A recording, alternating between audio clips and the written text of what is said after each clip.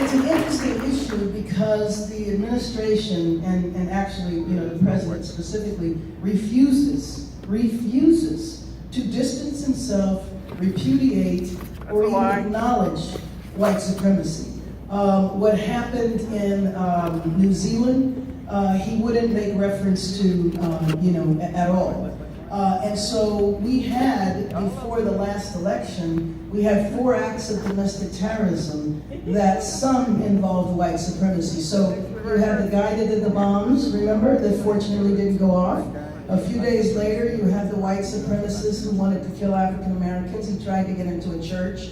He couldn't, so he killed 2 African Americans randomly in a parking lot. You had the massacre, the tragedy, the worst tragedy in U.S. history regarding the Jewish community that happened in that synagogue. That guy was a white supremacist who said that the reason why he went into the synagogue and murdered those people was because he said that Jewish folks were paying and promoting the caravans from coming from Central America. Yeah, that's wrong. And that is, now the president, of course, did not say that, but the president said that George Soros, who is Jewish, was paying for the caravans to come, and this guy made that connection. And then a few days later, what didn't get a lot of attention was the massacre that happened at a yoga studio with a guy who went in who specifically wanted to kill women and women of color. So it's really important where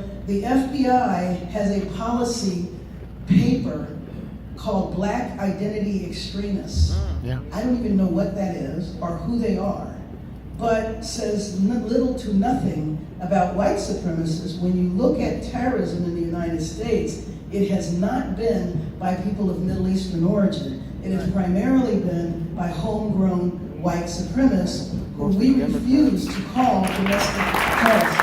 Mostly Democrats. Yeah. Mostly Democrats, white supremacists.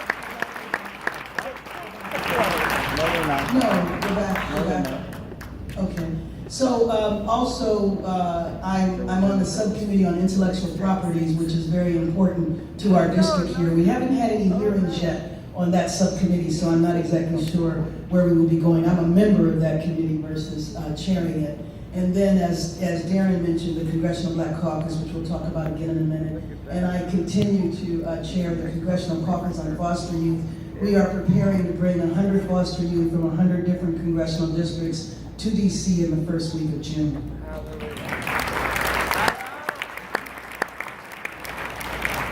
So for the first time in U.S. history, we have Africans in Congress. So my 2 colleagues over here, Jonah Goose, standing next to me, his parents were refugees from Eritrea. He was elected from Colorado to serve in Congress. And then